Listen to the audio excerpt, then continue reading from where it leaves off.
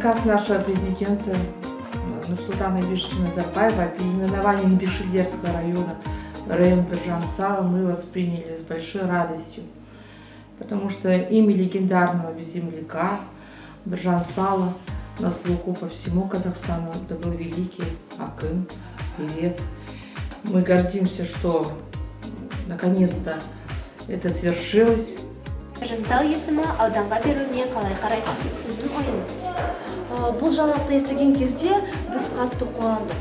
Биржан-Сал туралы қазақ әдебиеті сабағында балалармен танысатын болатынбыз. Ал енді ауданымызға бұл үлкен аңшы ақынның аты берілгендіктен біздің патриоттық сезімімізді арта түсті деп ойлаймын. Биржан-Сал – это имя известно всему Казахстану. Великий наш казахский поэт, писатель, певец, импровизатор, композитор.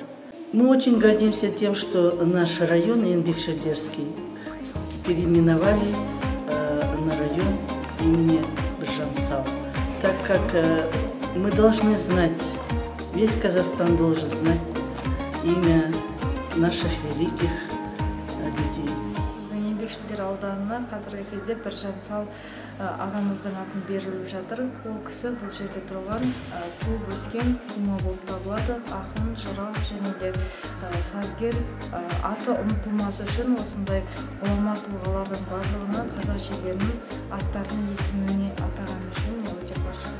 Осы ауданымыздың атауы Биржан-Сал деп аталуына мен өте қуаныштымын. Себебі Биржан-Сал біздің ауданымыздың тумасы болғандықтан біз ол туралы көп мәліметтер білеміз. Сол себепті ауданымыздың Биржан-Сал атануы нұр үстіне нұр болады деген ойдамын. Ауданның тұрғыны ретінде өте қуаныштымын.